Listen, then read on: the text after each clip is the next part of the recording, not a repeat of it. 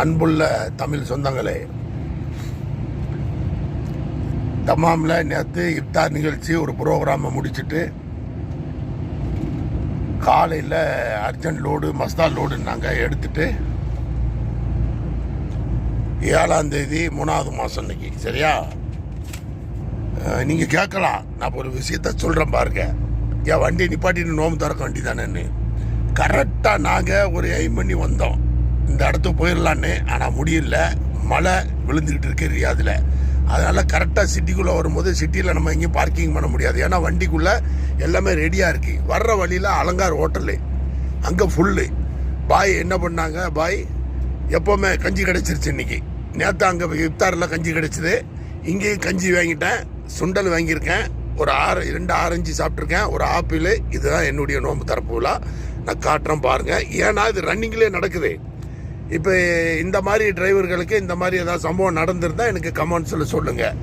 இப்போ நாங்கள் நிப்பாட்டினேன்னா இங்கே நிப்பாட்ட முடியாது. ஏன்னா இந்த இடத்துல மம்னு தடப்பட்ட பகுதி நிப்பாட்ட முடியாது. ஏன்னா எனக்கு அந்த ஒக்குத்து வந்துருச்சு. அதே மாதிரி இப்போ அந்த போய் டியூட்டி மாறும்போது அந்த இடத்துல செலா பண்ணிவிட்டு அப்படியே நான் டியூட்டியை மாறிக்கிறேன். இங்கே பாருங்க, கஞ்சி 2 கடலையும் சேர்ந்தாப்புல, கருப்பு கடலையும் வெள்ளை கடலையும், ஆரஞ்சு பழம், ஒரு ஆப்பிள், இவ்வளோ தாங்க. தான் ஈத்தப்பழம் முடிஞ்சது, திறந்தாச்சு நோம்பு, அவ்வளோதான்.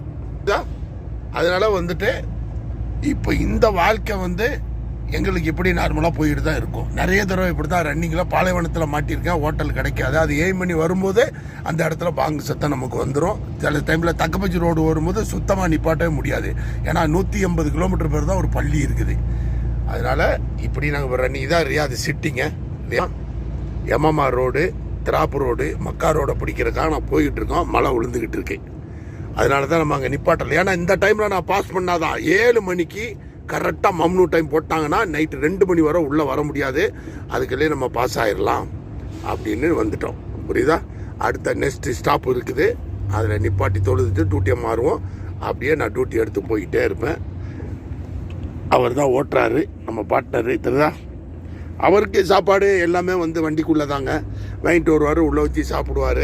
நான் ஏற்கனவே வருஷம் சொல்கிறது, நம்ம அது எதுவும் நினைக்கக்கூடாது. ஏன் தெரியுமா? நம்ம நோன்பு, அவர் நமக்கு முன்னாடி உட்காந்து சாப்பிடும்போது நம்ம அதை பற்றி நினைக்கவே கூடாது.